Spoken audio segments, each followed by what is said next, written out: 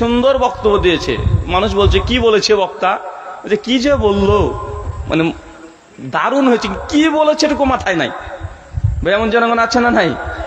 আবার বক্তব্য শেষ হবে, খুব খুশি বক্তব্য শুনে, জবর বক্তব্য হয়েছে, এ বলছে আর বিড়ি টানছে আর যাচ্ছে, টানছে আর যাচ্ছে।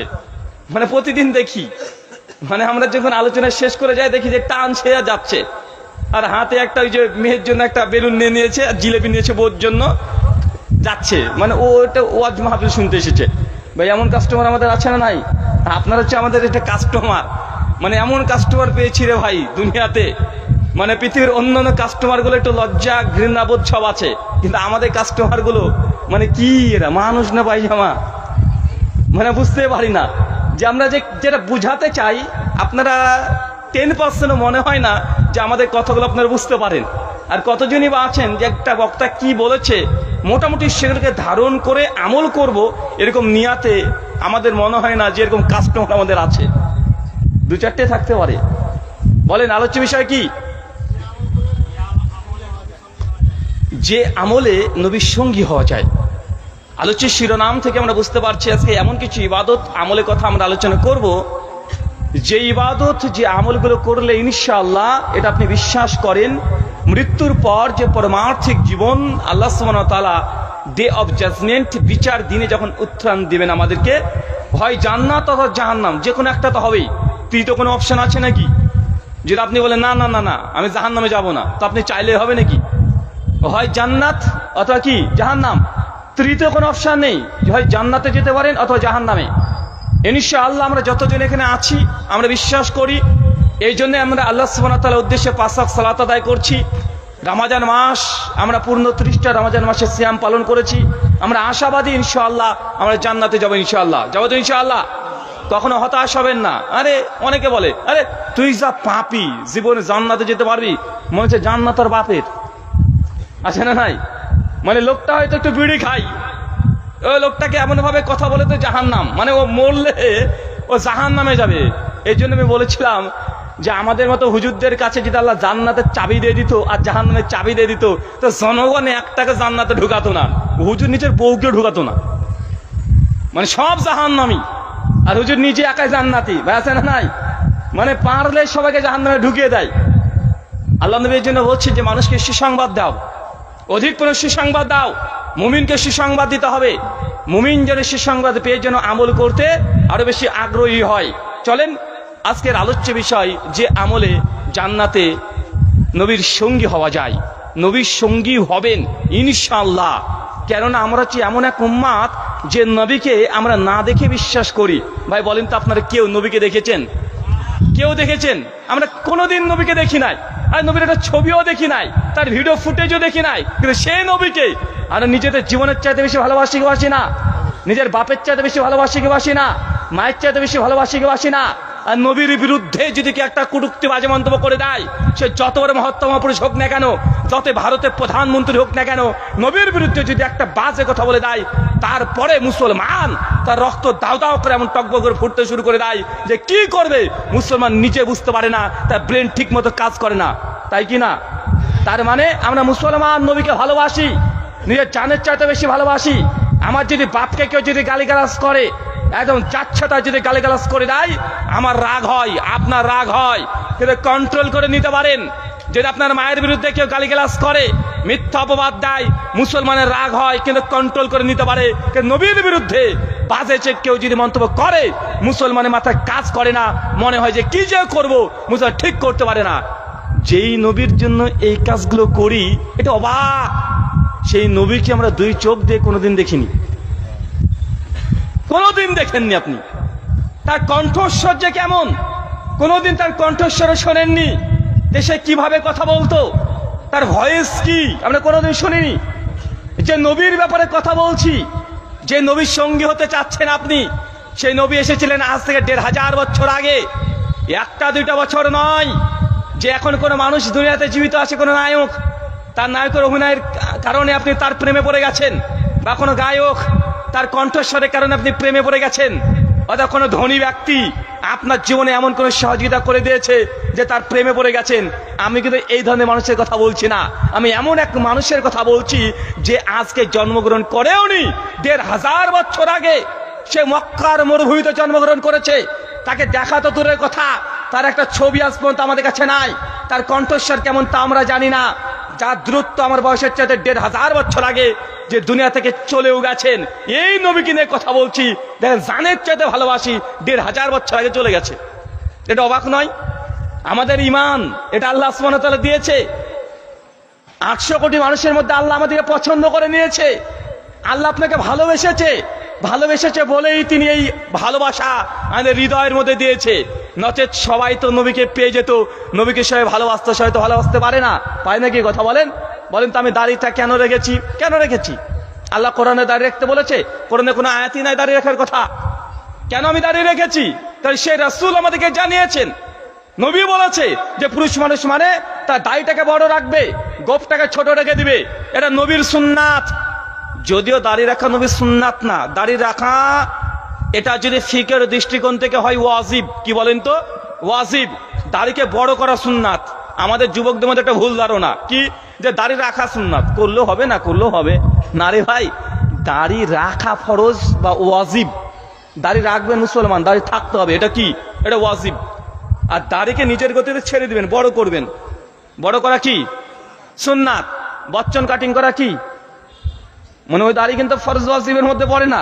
মানে অনেক মানুষ দাড়ি রেখেছে বচ্চন কাটিং, আছে না নাই? বিরাট কোহলি কাটিং আছে না? অনেক যুবকদেরকে দেখা যায় এদিক দিয়ে পুরো চেঁচে দিয়েছে, এখানে একটু আছে, এবার আজীব স্টাইল। বলেন তো, ওই যে দাড়ি রেখেছে ও দাড়ি রেখেছে, তো দাড়ি মুসলমান রাখবেন। তো দাড়ি মোটামুটি ১ মুষ্টি পর্যন্ত রাখা এতদূর পর্যন্ত জায়েজ। এর নিচে যদি হয়ে যায় ওই দাড়িটার ইসলামী দাড়ি হলো না। কত কি আমরা বুঝতে পারলেন? যদি আমি বিতর্কিত মাসালায় যাই, সমস্ত উলামারা একমত দাড়ি রাখা ফরজ, দাড়িকে চাঁচা হারাম। কি বললাম? আরো জোরে বলেন, আরো জোরে। আচ্ছা, দাড়ি চাঁচা কি? ঠিকঠাক বলছেন আপনারা? ভাই, ফতোয়া কিন্তু আমি দিনই, আপনারা দিচ্ছেন। দোষজন আমার না হয়। দাড়ি চাঁচাটা কি? হারাম। আচ্ছা, আপনার স্ত্রী যদি এখানে যে দাড়ি উঠে যায়, কি করবে? কি করবেন? বউ পাল্টাবেন নাকি? এটা মারাত্মক মানুষ রে ভাই, বলছে পাল্টিয়ে ফেলবো, তাই বলছে। আরে ভাই, পাল্টাতে জান না, চেঁচে ফেলেন। নারীর যদি দাড়ি উঠে যায় ও রাখবে না, ওটা তার ন্যাচারাল নয়। যে নারীর যদি কোনো দাড়ি যদি উঠে যায়, কি হয়ে যায়? উঠে যায়। তা নাতনির জন্য এটা ন্যাচারাল না। এই জন্য শেখ সালেহ আল উসাইমিন বলছে, কোনো নারীর যদি অধিক পরিমাণে গোপ উঠে যায় বা দাড়ি যদি এই চিপটা আস্তে আস্তে এইদিকে চলে আসে, এটা নারী সুলভ না, নারী প্রকৃতি না, তার নেচার না, সে চেঁচে ফেলবে। আর পুরুষের যদি হয়, পুরুষ কি করবে? চাচবে না, রেখে দিবে। মানে আপনি যে পুরুষ, বুঝাবে কিভাবে? আপনার দাড়ি রেখে। তো দাড়ি রাখা ফরজ, দাড়ি চাচা হারাম। দাড়িকে ছেড়ে দেওয়া সুন্নাত, বড় করা সুন্নাত। আর ১ মুষ্টির পর রাখতে পারবেন কি পারবেন না, এটা নিয়ে আলেমরা মতভেদ করেছে। কখন করেছে মতভেদ? কখন? দাড়ি ১ মুষ্টির পরে রাখবেন না কাটবেন। কিছু আলেম বলছে না না, এম ছোট কাটা জায়েজ, আর কিছু বলছে না না না না, কাটা যাবে না। যারা বলছে জায়েজ, তারা নবী থেকে কোনো হাদিস প্রমাণ করতে পারেনি যে নবী একদিন হলেও কেটেছে। কোনো জাল হাদিসও পাওয়া যায় না। বরং যারা কাটার পক্ষে বলে, তারা বলে বেশ কিছু সাহাবীরা তারা আমভাবে দাড়ি কেটেছে। যেন আবু হুরায়রা, জাবির বিন আব্দুল্লাহ, প্রায় ৭ জন সাহাবীর কথা পাওয়া যায়।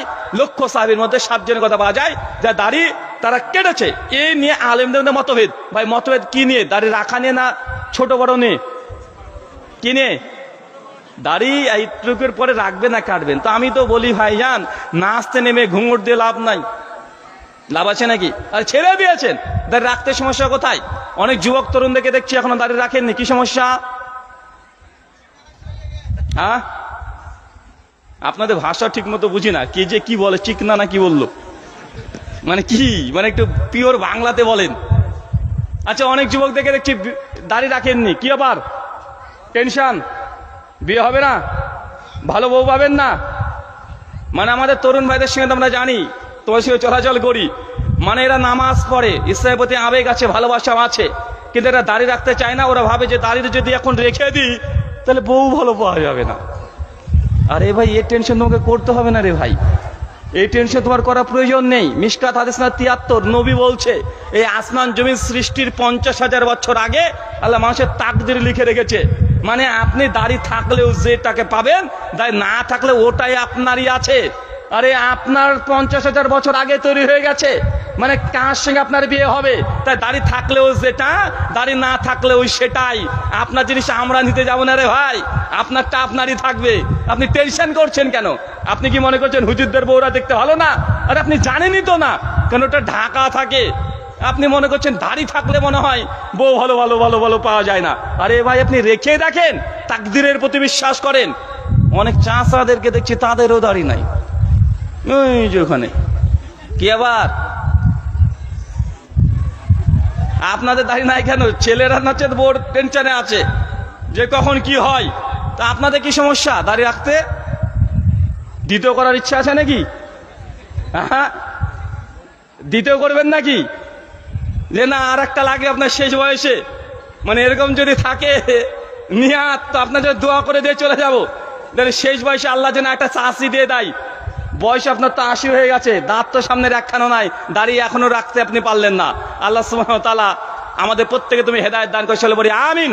সম্মানিত সুধী, আমি বলছি যে দাড়ি রাখাটা কোরআন মাজিদ থেকে ডাইরেক্ট নাস দ্বারা প্রমাণিত নয়, এটা হাদিসে আছে, নবী তিনি করেছেন, তাই রাখি। আমার খুব ভালো মনে পড়ে আমি যখন প্রথম দাড়ি রাখি, যেমন আমি কলেজ সেকেন্ড ইয়ারে, আর আমি বেশ কিছু মানুষের কাছে শুনেছি এটাই, অনেক যুবকদের দাড়ি যখন ইয়াং অবস্থায় কেউ যদি রাখে, প্রথম শত্রু হচ্ছে মা। কে বলেন তো? দাড়ির শত্রু কে হয়? মা আর বোন। বড় বোন যদি থাকে, ছোট বোন যদি থাকে, ও হবে আপনার দাড়ির শত্রু। মানে আপনি দাঁড়িয়ে রেখেছেন, মালে তোর বাপই দাঁড়িয়ে রেখে তুই দাঁড়িয়ে রেখেছিস, মানে যা কাট কাট, ধমক দেয়, আছে না নাই? আর বোন তো আপনার সঙ্গে কলেজে যেতেই চাহাবে না। আপনার বোন যদি থাকে, বোন বা দিদি যদি থাকে, বলে তুই আমার সঙ্গে যাবি না, তোকে দেখলে সে লোক আমার চাচা বলে, মানে ও আপনার সঙ্গে বেরোবে না। ভাই এমন আছে না নাই? মানে বোন মা এর হচ্ছে দাড়ির সবচেয়ে বড় শত্রু। আমি যখন প্রথম এই দাড়ি রেখেছি, তো আমার আব্বার দোকান আছে, আব্বার দোকানে আমি ক্যাশ কাউন্টারে বসে আছি, তো অনেক কাস্টমার আসে, তো আব্বার মালটা দিয়ে দেয়, আমি ক্যাশে বসে আছি, তো আমাকে টাকা দিতে আসে, আমি টাকা নিই, তো আমার দাড়ি আছে আর আব্বার দাড়ি নাই। তো একটা কাস্টমার, প্রায় কাস্টমার এসে আমাকে আব্বাকে বলে যে ভাই কত হলো, মানে আব্বাকে বলছে ভাই কত হলো, ওই তো 320 টাকা। আমাকে যখন দিতে আসে তখন 500 টাকা দিয়েছে, দিতে বলছে যে হ্যাঁ চাচা দেন, টাকা ঘুরিয়ে দেন। আমার বাপকে বলে ভাই, আর আমাকে কি বলে, মানে আমাকে বলে চাচা, মানে এটা প্রায় হয়েছে। তো অবশেষে আমার বাপ দেখছি যে না, বিয়াটাকে চাচা বলছে, আমাকে ভাই বলছে, আব্বা খুব বেশি দিন টিকতে পারেনি। মানে এই কথা শুনতে শুনতে কবে দেখছি আব্বাও রেখে দিয়েছে। আলহামদুলিল্লাহ, নামাজও 5 ওয়াক্ত পড়ে, দাড়িও আছে, সমস্যা নেই। কিন্তু প্রথম যুগে মানে দাড়ি ইয়াং ছেলে থাকবে, মানে মানে মেয়ের মায়ের টেনশন হয়ে যায়, এই ছেলের মায়ের টেনশন হয়ে যায়, আরে তোর বাপ এখনো দাড়ি রাখেনি, ভাইজান দাড়ি ছেড়ে দেন। দাড়ি পুরুষের পুরুষত্ব। কি কথা বলেন? দাড়ি পুরুষের কি? এটা পুরুষত্ব। দাড়ি না থাকলে কি ভালো লাগে রে ভাই? আমি আর বাকিটুকু বললাম না, আল্লাহ সুবহানাহু ওয়া তাআলা আপনাকে বোঝার তৌফিক দান করুক, আমিন। আল্লাহ নবীর সুন্নাত এই তরিকা হচ্ছে দাড়ি রাখা। আমি জানি দাড়ি যদি আমাদের না থাকে হয়তো দেখতে একটু বেশি ভালো লাগতে পারে, তারপরেও দাড়ি কেন রাখি? সে নবীকে ভালোবেসে, ভালোবেসে কি বেশি নয়, সে নবীকে ভালোবাসার কারণেই এই যে এত বড় বড় জুব্বা পরছি, পাঞ্জাবি পরছি। ভাই আমাদের তো জিন্স প্যান্ট পরে একটু স্কিন টাইট পরে ঘুরে বেড়াতে মন চায়। আমার বয়স 40-45 এমন না, কেবল মানে 30-এর ঘরে পা দিয়েছি। ভাই অনেকে দেখে মনে করতে পারেন যে বয়স অনেক বেশি, মানে 5-4 বছর। আমার যদি বসে দেখি বলে এরা মনে হয় 2-4 বছর ছোট বড়, বলবে কি বলবে না? আরে ভাই এই যে পোশাকটা পরেছি না, এটা নবী বলেছে, এই জন্য আমরা নবীকে সেম টু সেম অনুসরণ করার চেষ্টা করি। তিনি যেইভাবে দাতন করতেন ওইভাবে দাতন করার চেষ্টা করি, তিনি যেইভাবে চলার চেষ্টা করে ওইভাবে চলার চেষ্টা করি। একটা সহিহ বুখারীর হাদিস 4322 নম্বর হাদিস, আল্লাহর নবীকে একদিন দাওয়াত দিয়েছে কে? একজন দর্জি। দর্জি মানে বুঝেন তো, ওই যে সেলাই করে খলিফা, ওই দর্জি হচ্ছে দাওয়াত দিয়েছে। আর আল্লাহর নবীর খাদেম ছিলেন আনাস বিন মালিক। আনাস বিন মালিককে নিয়ে নবী সঙ্গে সঙ্গে চলে গেছে সেই দর্জির বাড়িতে খানা খেতে।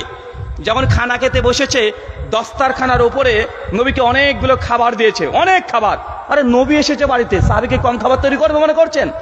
অনেক রকমের পদের খাবার তৈরি করেছে। তা আল্লাহ নবী করছেন কি, অনেক খাবারের মধ্যে দেখে একটা খাবার দেখছে যে লাউ। লাউ বোঝেন তো, মানে ওই যে কদু, ওই লাউ কদু আর মাংস দিয়ে ঝোলের একটা তরকারি করেছে।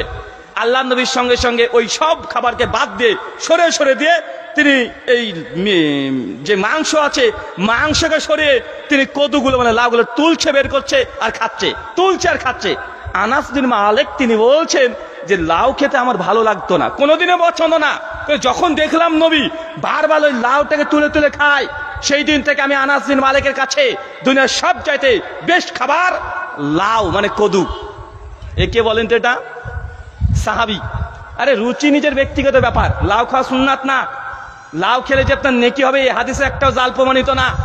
লাউ খেলে যে একটা নেকি বেশি হবে আসমান জমিনের নিচে কোনো হাদিসেও পাওয়া যায় না। সাহাবী এটা বুঝারও চেষ্টা করেনি। আরে লাউ খাবে না কি খাবে মানুষের রুচির ব্যাপার, হালাল খাবার। কিন্তু সাহাবীরা নবীকে এমনই ভালোবাসতেন, এতটাই ভালোবাসতেন যে নবী আমার লাউ পছন্দ করছে, আরে মাংস ফেলেতে লাউ তুলে তুলে খাচ্ছে, সেই দিন থেকে সে নিজের রুচিকে পরিবর্তন করে নিচ্ছে। উনি বলছেন যখন আমি কোনো খাবার খেতাম লাউয়ের খাবার থাকলে আমি দ্বিতীয় কোনো খাবারে আর হাত দিতাম না। কেন? আমার নবী এইভাবে লাউ খেয়েছে। চিন্তা করে দেখেন, মুআবিয়া ইবনে কুররাতা আরেকজন সাহাবী, ওই মুআবিয়া না, মুআবিয়া ইবনে কুররাতা আরেকজন সাহাবী, উনি করেছেন কি, উনি বর্ষাকালে ওনার ছেলেকে নিয়ে নবীর সঙ্গে মদিনাতে সাক্ষাৎ করতে গিয়েছে। যার পরে দেখছেন যে আল্লাহ নবীর সঙ্গে যখন দেখা করেছেন তো নবীর পাঞ্জাবির এই কলার এভাবে খোলা ছিল, এখানে রেখেন মানে একখানা দোখানা এই বোতাম দুটো খোলা আছে, গরমের সময় খুলে রেখেছে নবী স্বাভাবিকভাবে। তো প্রথম দেখেছে নবীর সঙ্গে সময় কাটিয়েছে। তো মুআবিয়া ইবনে কুররাতার সন্তান বলছে আমি সেই দিনের পরে দেখি আমার আব্বা শীত হোক আর গরম হোক, মানে যখনই দেখি আমার আব্বা কলার খুলে রেখে দেয়। বুঝেননি মনে হয়? সাহাবীরা কি করতেন, মানে উনার মনের প্রশ্ন আসেনি যে নবী কলারে বোতাম কেন খুলেছেন। আসলে এটা কি নবী ভালোবেসে খুলেছেন? নবীকে এবার খুলে রাখতে পছন্দ করতেন? বা নবীর কি এটা ফ্যাশন, না গরমের জন্য খুলেছেন, না কি কারণে খুলেছেন? জানার দরকার নেই, নবী খুলেছে আমি খুলে রেখেছি, মানে সাহাবী। এটার নাম কি? এটা হচ্ছে ইত্তেবা, নবীকে ভালোবাসা। আলহামদুলিল্লাহ হাদিসের মধ্যে ভরি ভরি এমন প্রমাণ পাওয়া যায় যে সাহাবীরা নবীকে হুবহু তার অনুসরণ করতেন। মুসনাদ আহমদ 7165 নম্বর হাদিস, আল্লাহর নবী একদিন নামাজ পড়ছে, আর নামাজ পড়ছেন জুতো পরে। কি পরে? এখন জুতো পরে। জুতো পরে সমাজে নামাজ পড়া দেখেছেন? নামাজ পড়লে আপনাকে মেরে ফেলবে। লোকটা কাফের নাকি রে, নামাজ পড়ছে মসজিদে জুতো পরে, তাই বলবে। আছে না? না। আর আমাদের যায় না, মানে জানাজা পড়তে গেলে সবচেয়ে দারুণ লাগে। বাঙালি তো কঠিন বুদ্ধি, মানে কি ওই যদি জুতো পরে নামাজ পড়ে সবাইকে দেখে দেখ জুতো পরে নামাজ পড়ছে, দেখ ও হবি বদমাস খাটাস, মানে গালিগালাজ করে দেবে, ধাক্কা ধাক্কি শুরু করে দেবে। দেখ জানাজার নামাজ পড়ছে বা জুতো পরে, ও আবার কি করবে, নামাজ পড়ার সময় তো জুতো রেখে খুলে জুতোর উপরে দাঁড়াবে। ভাই এটা কি ডিজিটাল কায়দা রে ভাই? আরে ফিতা ছিল তলে, এখন এটা হয়ে গেল অপরাধ। মানে এখন বলছে না না জুতো পরে নামাজ পড়া যাবে না। এখন কি করছে কি লোকগুলো, মানে ফিতাটাকে নিয়ে এইভাবে রেখে দিচ্ছে।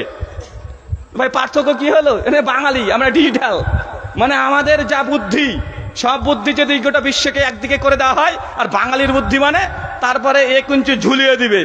আরে ভাই জুতো যদি আপনার পরিষ্কার পরিচ্ছন্ন থাকে আপনি জুতো পরে নামাজ পড়তে পারবেন, ইসলাম বৈধ করেছে, এটা জায়েজ, এটা না জায়েজ হারাম কিছু না।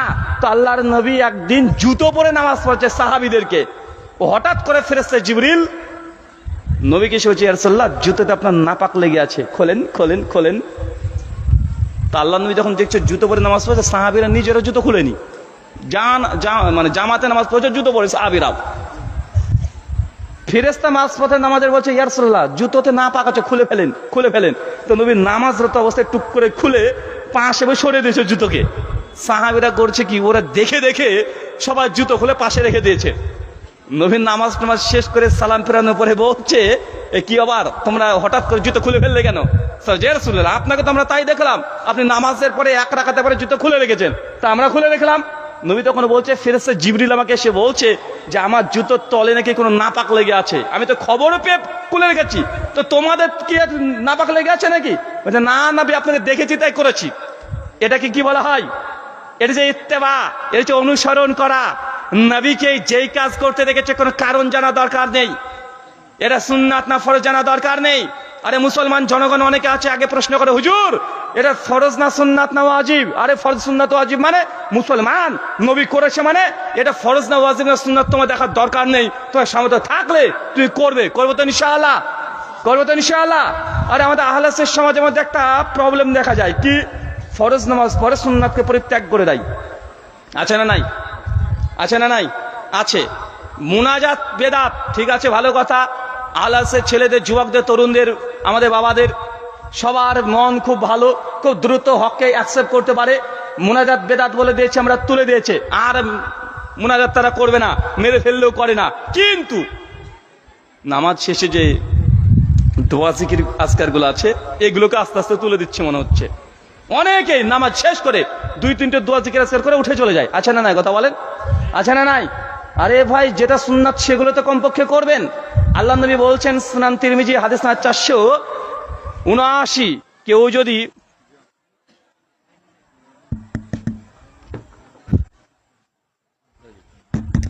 কেউ যদি প্রতিদিন জোহরে 12 রাকাত নামাজ পড়ে, কত রাকাত?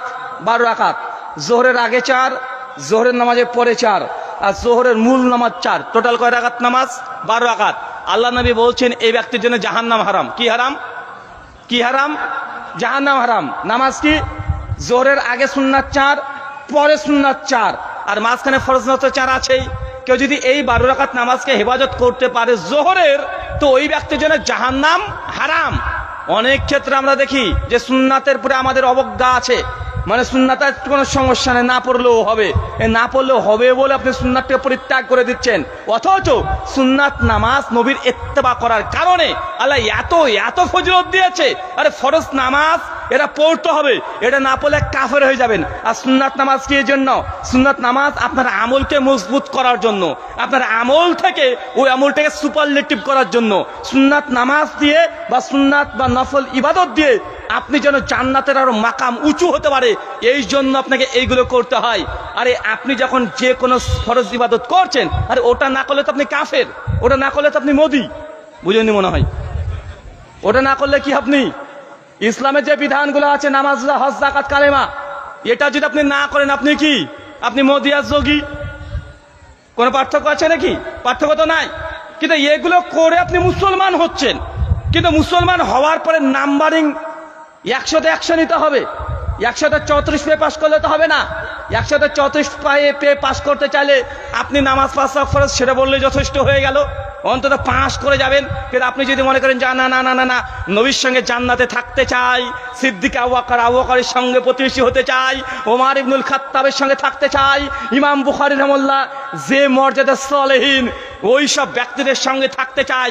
আল্লাহ কোরআন মাজিদ সূরা নিসার 69 নম্বর আয়াতে বলছে, ইয়া আইয়ুহাল্লাযিনা আমানু, হে বিশ্বাসীগণ, আতিউল্লাহ ওয়া আতি রাসূল, যে আল্লাহ এবং রাসূলের আনুগত্য করবে, ওয়া নাবিয়িন ওয়া সিদ্দিকিন ওয়া শুহাদা ওয়া সলিহিন, ওই সমস্ত ব্যক্তিরা নবীদের সঙ্গে থাকবে। কার সঙ্গে? জান্নাতের ক্যাটাগরি আছে না নাই? জান্নাতের 8টা দরজা আছে, জান্নাতের ক্লাসিফিকেশন ভাগ আছে। দুনিয়াতে যেমন পাওয়া যায় বিভিন্ন রকমের ক্লাসিফিকেশন, জান্নাতে বিভিন্ন ক্লাসিফিকেশন আছে। নবীদের মাকাম যেহেতু সবচেয়ে বেশি, তা তাদের জন্য স্পেশাল জান্নাত আছে। এরপর সিদ্দিকিন, যারা সত্যবাদী, সলেহীন, নেককার পরেজগার ব্যক্তিদের জন্য, যারা শহীদ হয়ে গেছে তাদের জন্য আলাদা। এখন সবচেয়ে জান্নাতের মধ্যে জান্নাতুল ফেরদৌস হচ্ছে দামি জায়গা, জান্নাতুল ফেরদৌস, আর তার মধ্যে সবচাইতে বেস্ট জায়গা নবীরা যেখানে থাকবেন ওই জায়গাতে আপনিও প্রতিবেশী হতে পারবেন। এখন আপনাকে যদি বলা হয় কলকাতা সেক্টর 5-এ আপনাকে জমি দেওয়া হবে, ভাই জমির দাম বেশি না কম? বেশি। টালিগঞ্জের জমি দেওয়া হবে, দাম বেশি না কম? আপনাদের এই অঞ্চলের জমি আর কলকাতার টালিগঞ্জের জমির দাম কম বেশি আছে না নাই?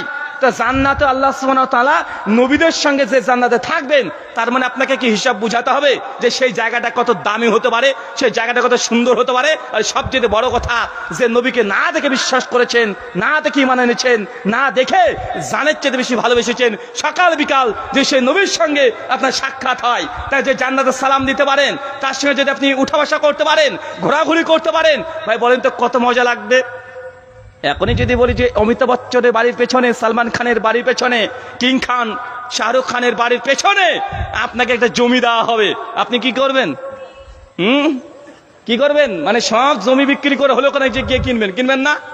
কিনবেন কি কিনবেন না? কারণ দুনিয়াতে যাকে আপনি ভালোবাসেন তাকে দেখার জন্য আপনি 200 কিলোমিটার 400 কিলোমিটার ছুটে চলে যান যে তাকে একসঙ্গে দেখবো, তার সঙ্গে একটু ছবি তুলবো। আর তাকে যদি বলে আপনি যে ব্যক্তিকে এত ভালোবাসেন, পছন্দ করেন, আরে তার বাড়িতে আপনাকে গোলামিত্ব করতে হবে, আপনি তাতেও রাজি হয়ে যাবেন। আছে না না এমন পাগল? আছে না নাই? যে নায়ক কিয়া করে এত পছন্দ করে। ওই যে কয়দিন আগে রাহুল মারা গেছে, মানে আমার মিতি কি নাম, ওই যে নায়ক পানিতে ডুবে মারা গেছে না, কত পাগল ফেসবুকে সব ওকে নিয়ে, বিশাল পাগল, মানে তাকে একটু দেখার জন্য ছটপট করেছে। তো আমাদের দুনিয়াতে যাদেরকে পছন্দ করি ভালোবাসি তাদের জন্য আমরা পাগল হয়ে যাই। তো নবীকে জন্য আমরা যারা পাগল, জান্নাতে যদি তার সঙ্গে থাকতে পারি, ভাই বলেন তো এর চাইতে দামি গিফট আর কোনো কিছু হতে পারে? আর কোনো কিছু হতে পারে না। চলেন আমি কয়েকটা আমলের কথা বলবো, যে আমলগুলো করলে আপনিও নবীর সঙ্গে জান্নাতে থাকতে পারবেন। এক, সুনান তিরমিজি কিতাবুস সালাত হাদিস নাম্বার 484, রিয়াদুস সালিহিন হাদিস নাম্বার 1886, সহিহুত তারগিব হাদিস নাম্বার 1618, শেখ আলবানী শেখ শোয়েব নাউত সনদকে হাসান বলছেন। আল্লাহ নবী বলছেন, কোন ব্যক্তি যদি আমার প্রতি অধিক পরিমাণে দুরূদ পড়ে, কি পড়ে? কি পড়ে? দুরূদ পড়ে, ওই ব্যক্তি আর আমি জান্নাতের অতি নিকটবর্তী হয়ে যাব। যার আমলে যত বেশি দুরূদ, যার আমলে যত বেশি দুরূদ থাকবে, সে নবীর তত তাড়াতাড়ি কাছাকাছি চলে আসবে, প্রতিবেশী হয়ে যাবে, কাছাকাছি। ওদের এটা নবীর ঘর, তারপরে আবু বকরের ঘর, তারপরে উমরের ঘর, তার পাশে আপনারটা। কেন আপনার এত পরিমাণে আপনি দুরূদ পড়েছেন, সব সময় দুরূদ পড়তেন, মানে আপনার আনলিমিটেড দুরূদ আপনার আমলনামাতে আছে। যত বেশি দুরূদ পড়বেন নবীর প্রতি, দুরূদ মানে নবীর প্রতি দয়া করা, নবীর প্রতি দুরূদ পড়ে মানে দোয়া করছেন, তার খায়ের খা আপনি। যত বেশি দোয়া করবেন, দুরূদ করবেন নবীর জন্য, নবী বলছেন সে ব্যক্তি জান্নাত তার তত বেশি নিকটবর্তী আমি থাকবো। দুরূদ পড়বো তো ইনশাআল্লাহ। কিছু কিছু লোক আছে, ওরা আবার আমাদের প্রতি অভিযোগ করে বলে এরা আহলে হাদিস, নবীর প্রতি দুরূদই পড়ে না। বলে কি বলে না? কেন বলে বলেন তো ভাইজান? কারণ তারা দেখবেন ওয়াজ মাহফিল হয়, আর এই মাহফিল হওয়ার আগে একবার, পরে একবার, মিডিলে একবার, শুরুতে একবার ইয়া নবী সালাম আলাইকা, দারুণ লাগে শুনতে। মাজমাও যেন একটা গরম গরম ভাব হয়ে যায়, ভিতর থেকে মনে হয় যে না আসলে কিছু একটা হচ্ছে। আরে যে ওয়াহাবিদের আছে দেখো, ওয়াজ মাহফিল বুঝাই যায় না ওয়াজ হচ্ছে না কি হচ্ছে, মাঝে মাঝে দাঁড়িয়ে যাবে ইয়া নবী সালাম আলাইকা, ইয়া, মানে দারুণ লাগে, একটা ভাব আসে না একটা। এখন আমরা তো এগুলো করি না, বালাগাল উলা বিকামালিহি আমরা এখন বলি না। এখন এই জন্য বলে এই ওয়াহাবি, লামাজাবি, ইংরেজের দালাল, গায়রে মুকাল্লিদ, খ্রিস্টানের দালাল, কত যে ট্যাগ রে ভাই, কত যে নাম আমাদেরকে দিয়ে রেখে দিয়েছে। ডাইরেক্ট দিয়ে বলবে এরা নবীর প্রতি দুরূদই পড়ে না। কি পড়ে না? অথচ আমরা আহলে হাদিসরা যে পরিমাণে দুরূদ পড়ি, পৃথিবীর মধ্যে কোন মুসলমান এত দুরূদ পড়ে না। কেন? কারণ আহলে হাদিসের মাদ্রাসা ছোট থেকেই মাদ্রাসায় ছাত্রদেরকে হাদিস পড়ানো হয়। কি পড়ানো হয়? আর হাদিস মানে কলা রাসূলুল্লাহ, নবীর নাম আসলে সাল্লাল্লাহু আলাইহি সাল্লাম পড়তে হবে কি হবে না? যারা আমাদের প্রতি অভিযোগ করে তারা তো কি পড়ায়? তারা হেদায়া পড়ায়, তারা কুদরি পড়ায়। গোটা হেদায়া থেকে কুদরি পর্যন্ত হাজার হাজার মাসলা আছে, প্রায় 60,000 মাসলা তাদের আছে। এই 60,000 মাসলাতে 60-12 নবীর কথা পাওয়া যায় না, শুধু কলা আবু হানিফা, কলা মুহাম্মদ, কফা জুফার, এই নামগুলো পাওয়া যায়। আর মুসলমান আহলে হাদিস যারা আছে তারা কি পড়ে? হাদিস পড়ে। আর হাদিস মানে কার প্রতি দুরূদ পড়ে?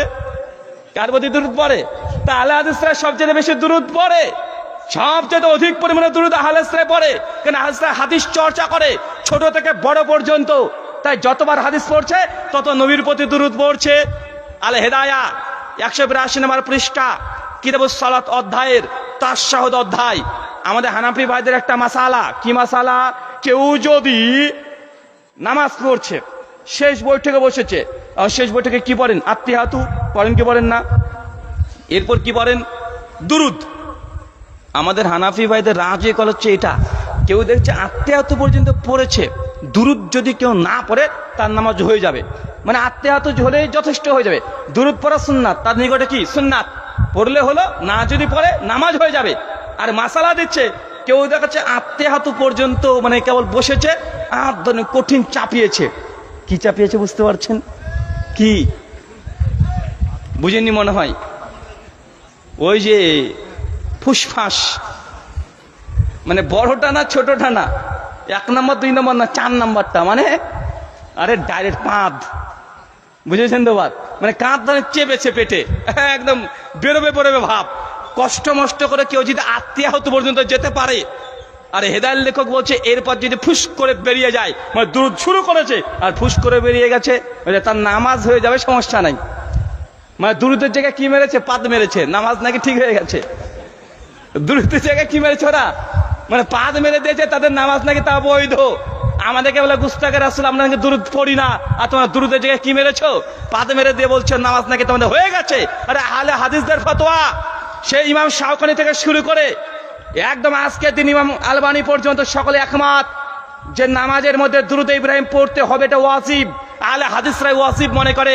দুরূদ ইব্রাহিম যদি কেউ না পড়ে তাহলে তার নামাজ বাতিল হয়ে যাবে, নতুন করে তাকে নামাজ পড়তে হবে, অত সহসিজদা দিতে হবে।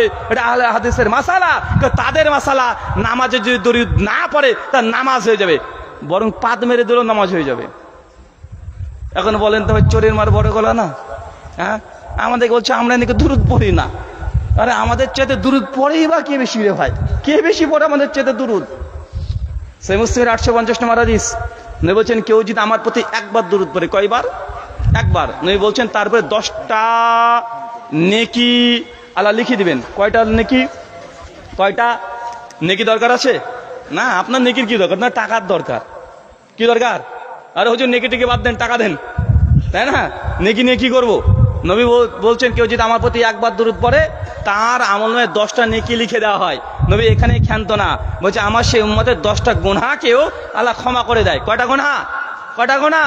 একবার দুরূদ পড়বেন নবীর প্রতি 10টা নেকি দেওয়া হবে, 10টা গুনাহ ক্ষমা করা হবে। নবী এরপর বলছে কেউ যদি একবার দুরূদ পড়ে আল্লাহ সুবহানাহু ওয়া তাআলা খুশি হয়ে সেই বান্দার 10 বার তার উপরে দয়া বর্ষণ করবে, মানে রহমত দিবেন। আল্লাহর যদি রহমত পেয়ে যান তো মোদিজি কি করবে বুঝেননি মনে হয়। এখানে এসআইআর নিয়ে টেনশন করছেন, চুল উঠে গেছে অর্ধেক, জুতো আপনার ক্ষয়ে গেছে অর্ধেক, এসআইআর নিয়ে টেনশন আছে না নাই? কার কার এসআইআর এর নাম ধরেন একদম ডিলিট হয়ে গেছে ভাই, আর কার কার ঝুলছে, মানে হাফ মার্ডার কে কে? এটা হাত তোলেন তো দেখি। ভয় লাগছে না? ভয় লাগছে না? বললেই হবে। কতজন আছে মানে এসআইআর এর নাম এখন ঝুলছে, এই জন্য হাঁটা রাগ করবে। ভাব এমন যে মোদি মনে হয় জান্নাত আর জাহান্নামের টিকিট দিচ্ছে। মানে কেউ যদি ডিলিট হয়ে যায় মানে জাহান্নামে চলে গেল, আর কারো যদি ঠিক আছে মানে জান্নাত পেয়ে গেছে। ভাই এমন দেখা যাচ্ছে কি যাচ্ছে না? আরে কয়দিন আগে, মানে কিছুদিন আগে মানুষ এইভাবে ছোটাছুটি করছে মানে কিয়ামতের মাঠ লেগেছে। কালকে মালদাতে দেখলেন না, মানে নাম ডিলিট করে দিয়েছে, কিভাবে আন্দোলন করছে। আরে করা উচিত, না করতে আমি বলছি না, মানে আপনাকে জাস্ট আমি এতটা বলছি যে দুনিয়াতে ইন্ডিয়ান সিটিজেন নেওয়ার জন্য আপনি কত পাগল, কত পাগল। আচ্ছা জান্নাত আপনার টিকিট কনফার্ম হবে কি হবে না এটা নিয়ে আমাদের মধ্যে টেনশনই নাই। তাই ভাই বলেন তো আমাদের মধ্যে ঈমানই বা কতটুকু আছে? নবী বলছেন কেউ যদি আমার প্রতি দুরূদ না পড়ে সে দোয়া করছে, রবের কাছে দোয়া করছে, কিন্তু আমি নবীর প্রতি যদি দুরূদ না পড়ে আল্লাহ সুবহানাহু ওয়া তাআলা ওই ব্যক্তির দোয়াকে আসমানের জমিনের মধ্যে ঝুলিয়ে রাখবে। বুঝি না মনে হয়? বুঝেছেন? আপনার দোয়া কেন কবুল হয় না? আপনাদের দোয়া কেন কবুল হয় না বুঝেছেন? আপনার তো দোয়া নিয়ে মারামারি করেন যে ও হুজুর মুনাজাত করে না। এ কেমন হুজুর আসলো রে ভাই, ডিজিটাল হুজুর, এরা নামাজ পড়ে মুনাজাত করে না। মানে ধরেন বাড়িতে দাওয়াত দিয়েছি, একজন হুজুর বলছে দুঃখ করে, মানে একজন চাচা বলছে দুঃখ করে, বলছে কেমন হুজুর হয়ে গেল রে, নামাজ পড়ে মুনাজাত করে না, আরে জানাজা পড়ে কিন্তু মুনাজাত করে না, এটা ভালো লাগে নাকি? উনি উদাহরণ দিয়ে বলছে ধরেন আপনাকে আমি বাড়িতে দাওয়াত দিলাম হুজুর, মানে আমাকে বোঝাচ্ছে একজন চাচা, বলছে ধরেন আপনাকে আমি বাড়িতে দাওয়াত দিলাম, আপনাকে বাড়িতে দাওয়াত দেওয়ার পর আপনাকে খাওয়ালাম, মাছ মাংস সব খাওয়ালাম, শেষে দই আর মিষ্টি দিনই, ভাল লাগবে? বুঝেননি মনে হয়? বলছে বিয়ে বাড়িতে দাওয়াত দিয়েছি, সব খাওয়ালাম, কিন্তু লাস্টে আপনাকে ওই মাংস ওই মিষ্টি আর দই দিইনি, বলেন তো ওটা কি খানা বাড়ি মনে হবে না মৈতি খানা মনে হবে? আমি বলছি তাই তো। বলছে নামাজ পড়ালো মুনাজাত করলো না, এটা কেমন নামাজ? আরে মুনাজাত নিয়ে মানুষ মারামারি করছে, দোয়া নিয়ে তো মারামারি করছে। ওই তো দোয়া কিভাবে করতে হয় আমরা 99% মানুষই জানি না। মানে হাত তুলে দোয়া করবো না পা তুলে করবো, শুধু ওটা নিয়ে জানি, আর ওটা নিয়ে মারামারি। আল্লাহ নবী বলছেন কেউ দোয়া করলো, কেউ দোয়ার মধ্যে আমি নবীর প্রতি দুরূদ পড়েনি, আল্লাহ সুবহানাহু ওয়া তাআলা ওই বান্দার দোয়াকে আসমান আর জমিনের মধ্যে লটকে ঝুলিয়ে রাখে। এখন দেখেন আপনার দোয়া কোথায় ঝুলায়? নবীর প্রতি দুরূদ পড়েন, যত বেশি দোয়াতে দুরূদ পড়বেন দোয়া তত দ্রুত আল্লাহর কাছে কবুল হবে।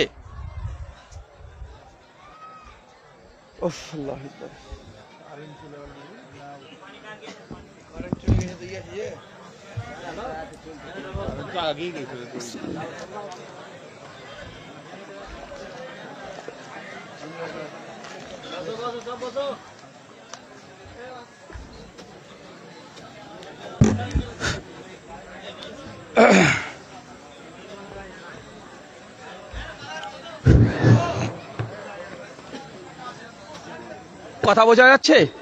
হ্যালো, শোনা যাচ্ছে? তার মানে দোয়া যদি কবুল করতে চান তাহলে কি করতে হবে?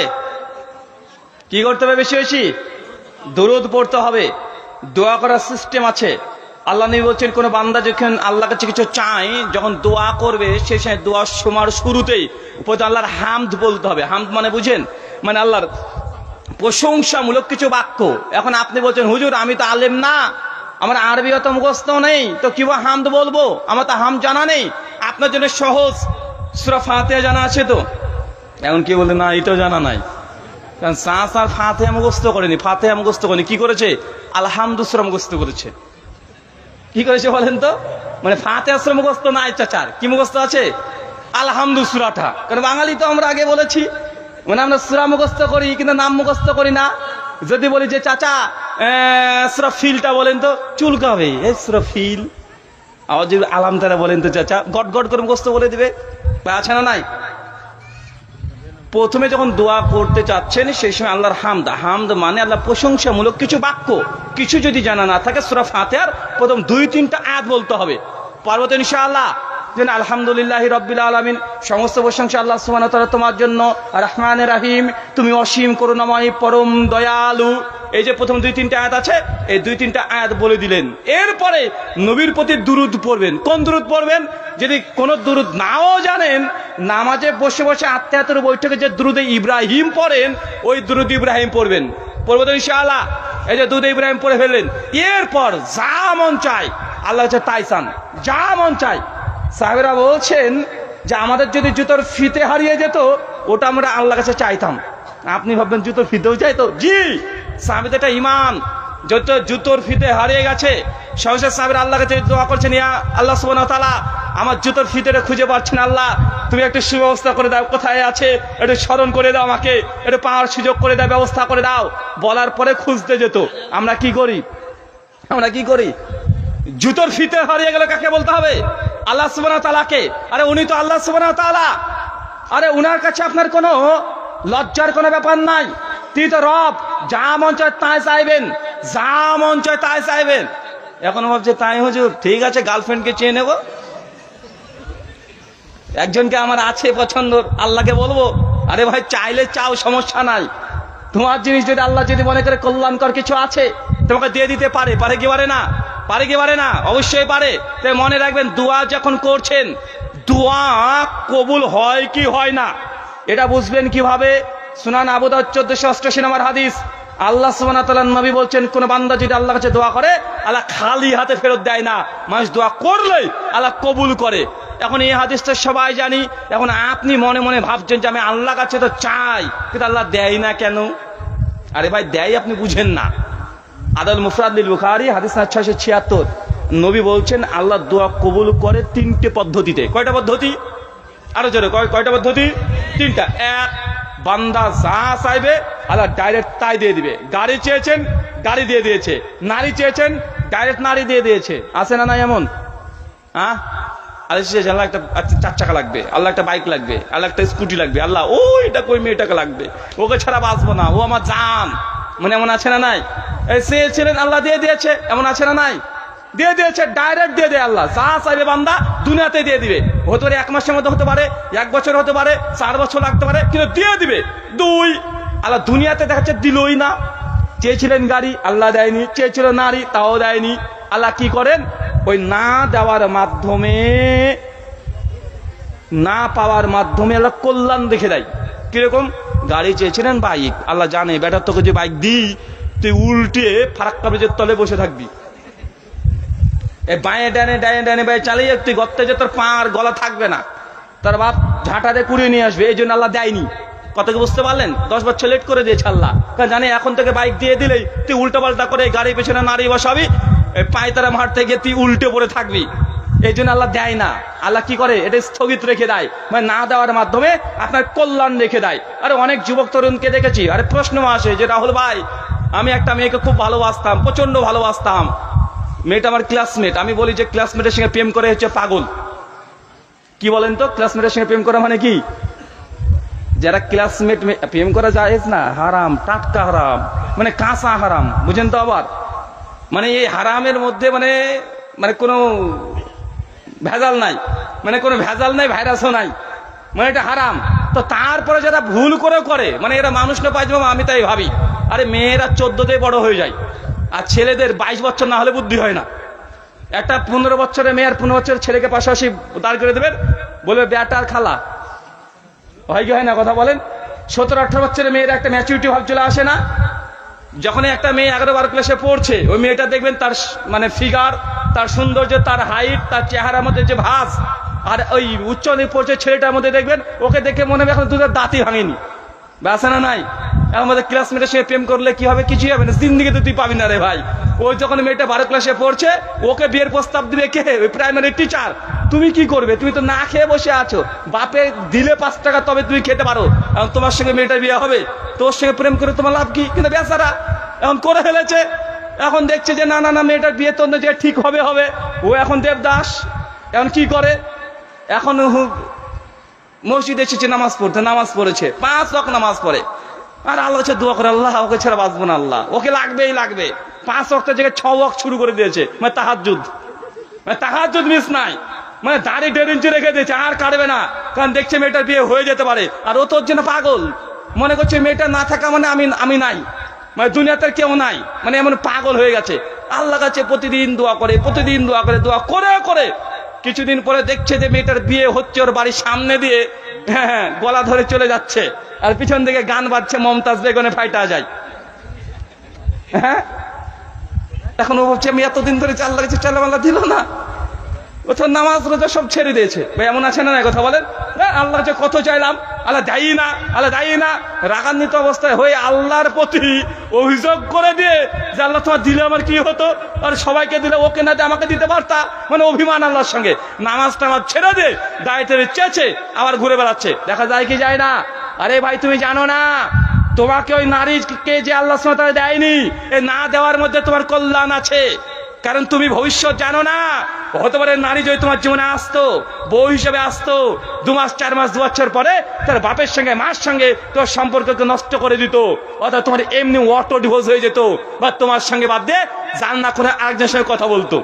হতে পারে কি পারে না? পারে না। কারণ তুমি জানো না ভবিষ্যতে কি হবে।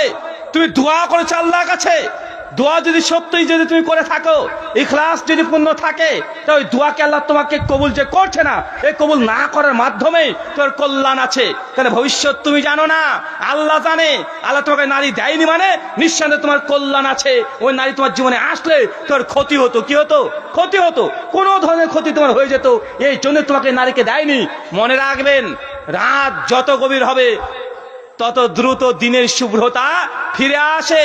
এই আবেগী বয়স, তুমি মেয়েটাকে ছাড়া বাঁচবে না বলে তুমি এই করলা, অবশেষে পাচ্ছ না যখন তুমি দেবদাসের মতো ওদের তেরের শেষ কাটিং টাকলা হয়ে ঘুরে বেড়াচ্ছ।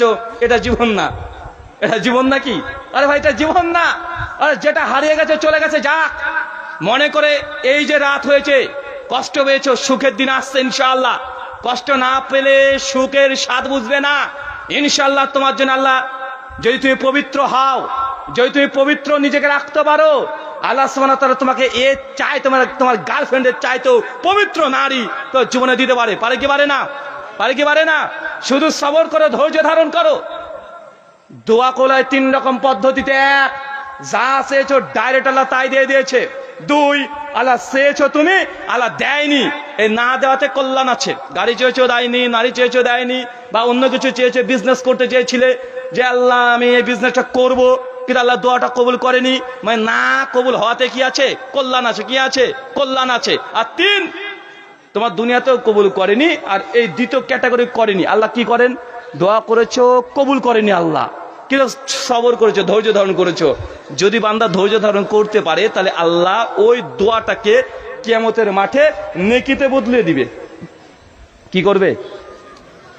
দুনিয়াতে দোয়া করেছেন, অনেক দোয়া করেছেন, আল্লাহ কবুল করেনি। 30টা দোয়া ধরেন আপনার, 30টা দোয়া কবুল করেনি।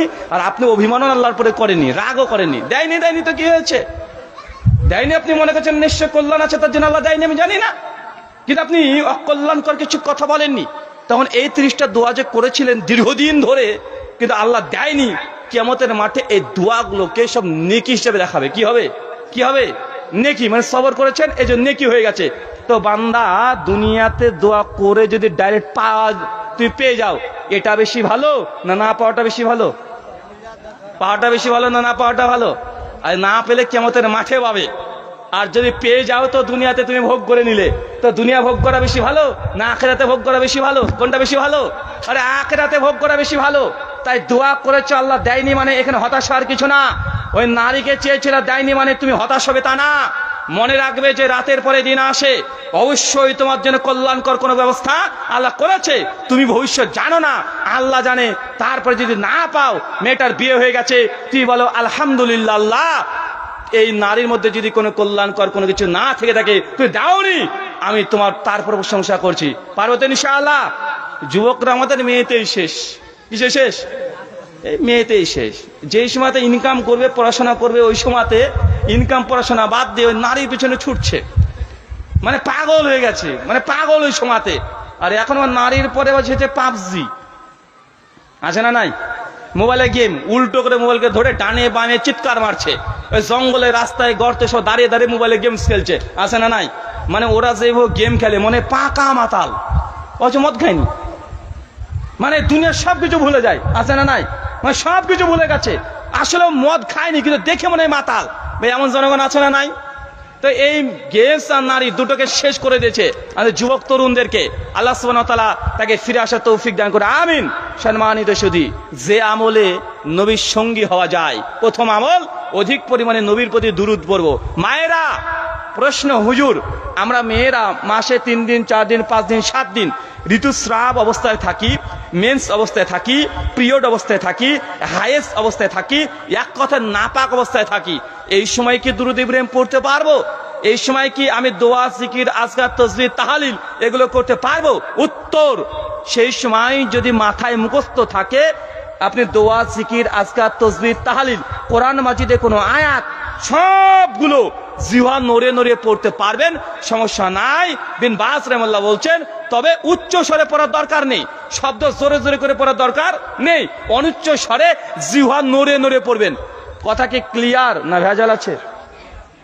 পরিষ্কার তো ইনশাআল্লাহ? সেই সময় কি করতে পারবেন না? ডাইরেক্ট কোরআন মাজিদকে হাত দিয়ে টাচ করতে পারবেন না, ওই সময়তে রোজা রাখতে পারবেন না, ওই সময় নামাজ পড়তে পারবেন না, ওই সময় হজ উমরা করতে গিয়ে আপনি তাপ করতে পারবেন না। এই বাদ দিয়ে যা আছে তাসবিহ, তাহলিল, জিকির আজকে সব করতে পারবেন, কোরআন মাজিদকে টাচ করে ধরতে পারবেন না। কথা কি বুঝতে পারলেন না ভাইজান? দূরে দেখা যাচ্ছে একটা দেওয়ালে আয়াতুল কুরসি লেখা আছে একটা ক্যালেন্ডারে, দূর থেকে দেখে দেখে পড়তে পারবেন, সমস্যা নাই, তবে টাচ করতে পারবেন না। তার মানে ঋতুস্রাব অবস্থায় বা আপনার গোসল ফরজ অবস্থায় মুখস্থ বিদ্যা থেকে পড়া যায়, কোরআন মাজিদ স্পর্শ করা যাবে না, নামাজ পড়া যাবে না, আপনি সিয়াম মানে রোজা করতে পারবেন না, হজ উমরাতে তাপ করতে পারবেন না। আমল নাম্বার 2, সহিহ বুখারীর এবং মুসলিমের হাদিস, আল্লাহর নবী তাহাজ্জুদের নামাজ কোনো মিস করতেন না, সফরে থাকলে মিস করতেন না। নবী জীবনে 2টো নামাজ মিস করেননি কখনো। এক, ফজরের সুন্নাত। কোন নামাজ? ফজরের সুন্নাত নবী মিস করতেন না। উনি জিহাদের হালাতে থাকুক, সফর অবস্থায় থাকুক, যে অবস্থায় থাকুক, যত কষ্টে থাকুক, ফজরের যে 2 রাকাত আগে সুন্নাত তিনি মিস করতেন না। যদি আগে পড়তে না পেরেছে, প্রয়োজনে বোধে পরে পড়ে নেবে, তাও ভালো, ওই 2 রাকাত সুন্নাত তিনি মিস করতেন না। আরেকটা নামাজ, সে বিতের নামাজ। কিসের নামাজ? বেতের নামাজ পরিত্যাগ করতেন না। আরেকটা নামাজ আছে যেটা তাহাজ্জুদ নামাজ, এটাও তিনি সচরাচর তিনি কখনোই তিনি মিস করেন নি, নিজের জন্য তিনি ওয়াজিব করে নিয়েছিলেন। সূরা বানী ইসরাঈল আয়াত নম্বর 78 79 ইবনে কাসিরের আলোচনা সহ দেখে নেবেন। ইবনে কাসির একটা হাদিস আসছে বুখারী মুসলিমের, যে আল্লাহর নবী যখন তাহাজ্জুদের জন্য দাঁড়াতেন বা উঠতেন ঘুম থেকে, একজন সাহাবী কন্টিনিউয়াসলি নবীর বাড়ির সামনে প্রতিদিন রাত্রিবেলাতে পানি নিয়ে দাঁড়িয়ে থাকতো। মানে নবী ঘর খুলবে আর নবীকে ওযু করার জন্য পানিটা দেবে, মানে সাহাবীর এটা ইচ্ছা। দেখেছেন, সাহাবীর এটা ইচ্ছা যে নবী ওযু করবে, এই জন্য পানি নিয়ে দাঁড়িয়ে থাকতেন, সাহাবীরা দাঁড়িয়ে থাকতেন। আর আল্লাহ নবী যখন অজু করতেন, অজুর পানি যখন পড়তো সাহাবীরা নিজেরা মারামারি করতো, মানে অজুর পানি নিয়ে, মানে নবীর মানে ধৌত পানি তারা গায়ে হাতে সব তারা মাখতে শুরু করে দিতেন। মানে এর মধ্যে বরকত আছে, এটা নবীর বরকত হতে পারে। তাহলে পীর সাহেবের পা ধোয়া পানি খায়েন না। আরে এটাকে দলিল বানিয়েছে ওই যে আপনার কে আছে এই ঝাড়খণ্ডের একটা, মানে পীরের পা ধোয়া পানি খাওয়ার দলিল হচ্ছে নবীর খাওয়া। এই বেটা, তোর নবী, আমার নবী আর তোর পীর সমান নাকি রে? আমার নবী তো নবী রে, আমার নবী তিনি আল্লাহ প্রদত্ত, স্বয়ং ওহী পাচ্ছে, ফেরেশতা জিবরিল প্রতিদিন আসে, আর তার এই শরীরের মধ্যে মর্যাদা থাকতে পারে, তার পানির মধ্যে বরকত থাকতে পারে, কিন্তু তোমার পীরের গ্যারান্টি কোথায় পেলে? নবীর দলিল দিয়ে ওই পীরকে প্রমাণ করছে যে পীরের পায়ে ধোয়া পানি খাওয়া যায়। আশ্চর্য। তো সাহাবী তখন পানি নিয়ে দাঁড়িয়ে থাকে, তো প্রতিদিন নবীকে দেয়, আর নবী অজু করে নাই। তো নবী এই করতে করতে হঠাৎ করে ওই সাহাবীকে বলছে যে সাহাবী আমার, আচ্ছা তুমি কি চাও বলো তোমার কাছ থেকে? তুমি যে প্রতিদিন আমাকে অজুর পানি দিচ্ছ, আমি খুব খুশি তোমার প্রতি, তুমি কি চাও? যা চাও চাও, আমি তোমাকে দেবো। সাহাবী তখন ডাইরেক্ট বলছে, ইয়া রাসূলুল্লাহ, আমি জান্নাতে আপনার সঙ্গে থাকতে চাই। নেন সামনাল এবার, মানে এক কথা জান্নাতে থাকতে চাই। এখন বলেন তো, কেউ যদি জান্নাতে থাকা যদি কনফার্ম হয়ে যায়, এই রিজার্ভেশন টিকিট যদি কনফার্ম হয়ে যায় যে জান্নাত নবীর সঙ্গে থাকবে, আরে কনফার্ম হয়ে গেছে, বলতো ওই ব্যক্তির কোনো ভয় আছে দুনিয়াতে? কবরে ভয় আছে, পুলসিরাতের ভয় আছে, জাহান্নামে ভয় আছে, বিচারে মাঠের কোনো ভয় আছে? সাহাবী কোনো প্রশ্ন না করে ডাইরেক্ট সুযোগ পেয়েছে, ডাইরেক্ট বলে যে নবী আপনার সাথে থাকতে চাই। নবী তখন বুঝে এই নেই এবার, মানে একেবারে ডাইরেক্ট। নবী তখন বলছে, আচ্ছা অন্য কিছু চাও? সাহাবী আবার ঘুরে একই কথা, নবী আপনার সাথে থাকতেই চাই। নবী আবার সুযোগ, আরে অন্য কিছু চাও? যে না ইয়া রাসূলুল্লাহ, জান্নাত আমি আপনার সাথে থাকতেই চাই। মানে তিনবার বলেছে, তিনবার একই কথা। আপনি হলে কি চাইতেন? নবী খুব অভাব, খুব অভাব, একটু ঈশ্বরের নাম আসেনি, এটা আল্লাহকে বলে দেন নবী, একটু যেন ঈশ্বরের নামটা ঠিক হয়ে যায়, নাহলে মহা মুসিবতে পড়ে যাব। ইয়া রাসূলুল্লাহ, আমার অনেক টাকা লস হয়ে গেছে, একটু আল্লাহকে বলেন, আল্লাহ তার রাজ্জাক, একটু আমার জন্য টাকা পয়সা একটু বেশি হয়। আপনি তো ধরেন ইয়াং ছেলে, আপনি কি বলবেন? কেন আপনার চোখে তো কিছু নাই, গার্লফ্রেন্ড ছাড়া ওই সব। বলে ইয়া রাসূলুল্লাহ, একটু মেয়েটার সঙ্গে যেন আমার হয়ে যায়, একটু দোয়া করে দেন। আরে আমরা যদি চাইতাম তো দুনিয়া চাইবো। ওই সাহাবী ডাইরেক্ট কি এক লাভ দেখি বলছে, ও জান্নাত নবীর সঙ্গে থাকতে চায়। হয়তো যে সাহাবী বলছে, আর সে ঠিক মতো দুই বেলা খেতে পায় না, তার পোশাকটাও ছেঁড়া, তার দুনিয়াতে কিছুই নেই, সেই আখিরাতকে কনফার্ম করতে চাচ্ছে যে আখিরাত যদি নবীর সঙ্গে থেকে যেতে পারি, তাহলে আর দুনিয়াতে কোনো ভয় নাই, আখিরাতে কোনো ভয় নাই। অথচ আমরা দুনিয়া নিয়ে ব্যস্ত আছি না নাই? আছি না নাই? আমরা দুনিয়া নিয়ে মগ্ন আছি। আল্লাহ সুবহানাহু ওয়া তাআলা এই দুনিয়াদারিতা থেকে আমাদেরকে তুমি হেফাজত করে চলে বলি আমিন। আল্লাহ নবী তখন সাহাবীকে বলছে, তুমি যদি সত্যি আমার সঙ্গে অধিক পরিমাণে থাকতে চাও, আমার নিকটবর্তী হতে চাও, তাহলে জেনে রাখো, তুমি রাত্রিতে, গভীর রাত্রিতে অধিক পরিমাণে কিয়ামুল লাইল করো। কি করো? কিয়ামুল লাইল মানে তাহাজ্জুদের নামাজ। আমাদের আয়েশা রাদিয়াল্লাহু আনহা তিনি বলছেন, আব্দুর রহমান ইবনে সালমা থেকে হাদিস বর্ণনা, সহিহ বুখারী 137 নম্বর হাদিস, প্রথম খণ্ড 259 নম্বর পৃষ্ঠা। আমাদের বলছেন, মাকানা ইয়াজিদু ফি রমাদান ওয়ালা ফি গায়রিহি আলা 11 রাকাত, যে আল্লাহর নবী রমজান মাস, রমজান ব্যতীত তিনি 11 রাকাতে বেশি তারাবি বা তাহাজ্জুদ পড়তেন না। তা আল্লাহ নবী বলছেন, কেউ যদি আমার সঙ্গে জান্নাতে কাছাকাছি থাকতে চায়, নিকটবর্তী থাকতে চায়, আমার প্রতিবেশী হতে চায়, তাহলে সেই ব্যক্তি যেন অধিক পরিমাণে তাহাজ্জুদের নামাজ পড়ে। কারণ আল্লাহর নবী তিনি সর্বদা তাহাজ্জুদের নামাজ পড়তেন। গোটা দুনিয়া যখন ঘুমন্ত, নবী তখন রবের সঙ্গে কথা বলছে। আপনি যখন রাত্রিবেলাতে উঠবেন, গভীর রাত্রিবেলাতে, আপনি তখন ফিলিংসটা নিয়ে আসার চেষ্টা করেন যে দুনিয়ার সব মানুষ ঘুমিয়ে আছে। আমার নবী এই গভীর রাত্রিতে তাহাজ্জুদের নামাজ পড়তেন, রবের সঙ্গে কথা বলতেন, যে আপনিও গভীর রাত্রিতে উঠে তাহাজ্জুদের নামাজ পড়বেন, আর স্মরণ করবেন যে 1500 বছর আগে নবীজি মরুভূমির মধ্যে কোনো অন্ধকার চতুর্দিকে এমন লাইটও নাই, তিনি আল্লাহর সঙ্গে তিনি কথা বলতেন রাত্রিবেলাতে। ওই ফিলিংস যদি ভিতরে চলে আসবে, দেখবেন নামাজ পড়ার যে স্বাদ, যে টেস্ট, আপনি তখন অনুধাবন করতে পারবেন। যে নবীর সঙ্গী হতে চান, কি করতে হবে? কথা বলেন, কি করতে হবে? কথা বলেন আরে ভাইরা। তাহাজ্জুদের সালাত। কিসের সালাত? কোন নামাজ? তাহাজ্জুদের নামাজ অধিক পরিমাণে পড়তে হবে। তাহাজ্জুদ নামাজ আজ থেকে যুবক তরুণরা নবীর সঙ্গী হতে চাইলে 2 রাকাত হলেও শুরু করতে হবে। আরে আমরা তখন সচরাচর রাত্রে ঘুমাতে যাই তাহাজ্জুদের সময়ে। আগেকার মানুষ না হচ্ছে 8টা 9টার দিকে ঘুমিয়ে যেত, কিন্তু পৃথিবীতে আমার মনে হয় না যে আপনাদের এই অঞ্চলেও এমন কোনো মানুষ আছে যে 8টা থেকে ঘুমিয়ে যায়? আছে নাকি? কেউ আছে? আরে নাই। কম পক্ষে সবাই রাত 12টা, আছে না নাই? আরে 12টার দিকে অলরেডি তাহাজ্জুদ ওয়াক্ত চলে আসে। আরে নামাজ পড়ে আপনি ঘুমিয়ে যান, 2 রাকাত হলেও, 4 রাকাত হলেও নামাজ পড়েন। এই তাহাজ্জুদ যদি আপনার আমলে থাকে, ইনশাআল্লাহ জান্নাতে তো যাবেনই, নবীর সঙ্গী হিসাবে, প্রতিবেশী হিসাবে। বন্ধু, আর কি লাগবে আপনার? আর কিছু লাগবে? আচ্ছা, কয়টা আমল বলেছি? কয়টা বললাম?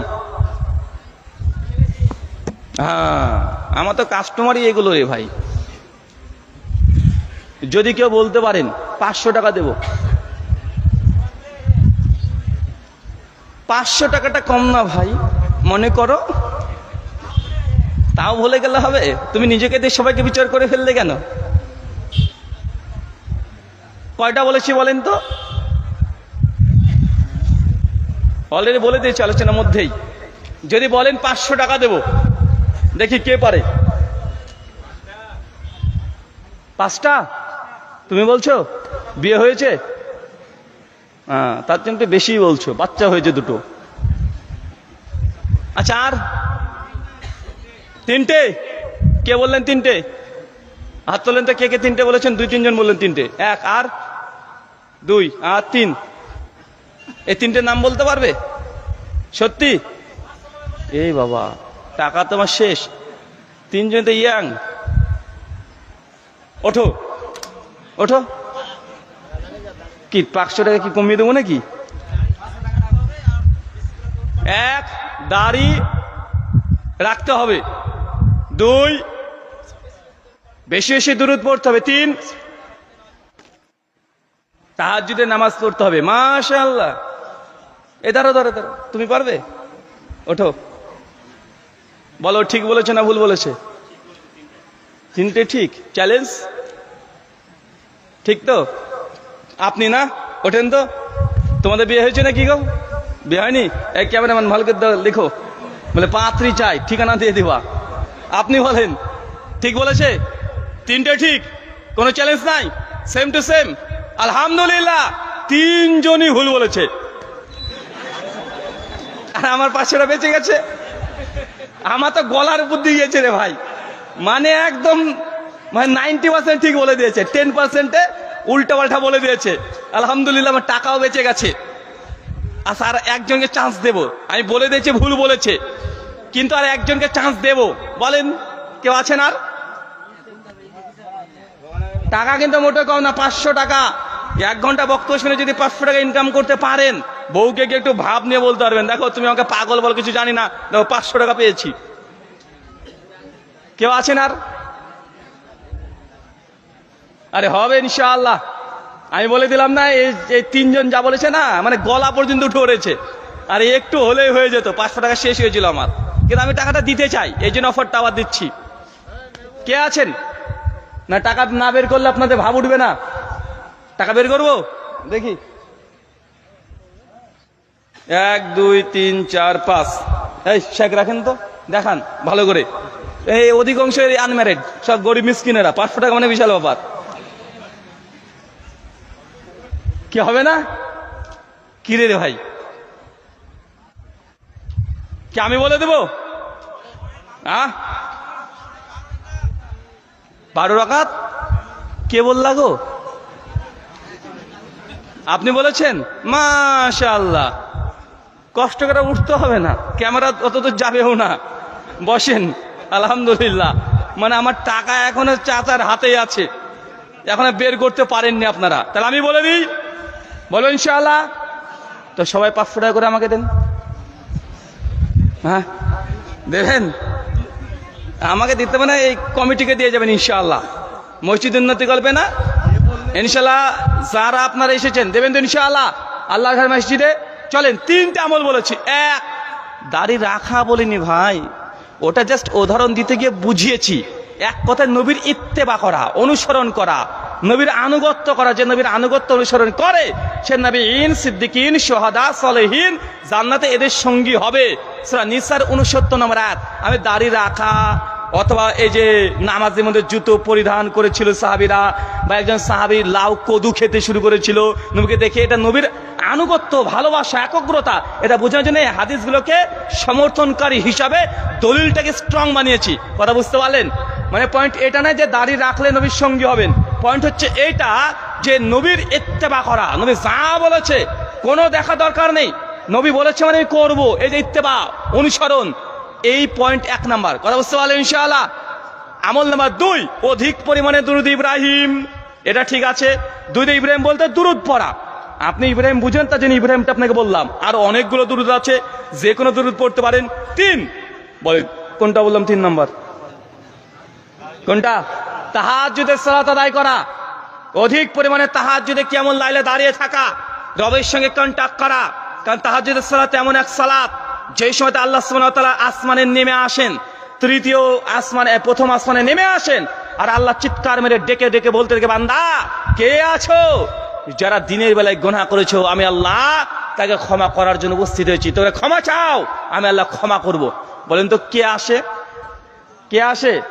আল্লাহ সুবহানাহু ওয়া তাআলা। কেন আসে? আপনাকে ক্ষমা করতে। আপনি তো ক্ষমা চাইতে ওঠেন না। হ্যাঁ, আমাদের বেদাতি ভাই আছে, ওরা বছর 2 বার ক্ষমা চায়। কোন বেলায়? 27 নামাজে না শবে বরাত। তাদের দাবি কি? যে শবে বরাতে আল্লাহ সুবহানাহু ওয়া তাআলা শেষ আসমানে নেমে আসে, আল্লাহ সবাইকে ক্ষমা করে দেন, শুধুমাত্র ওই হিংসুক ব্যক্তি আর যে শিরিক করেছে একে বাদ দিয়ে।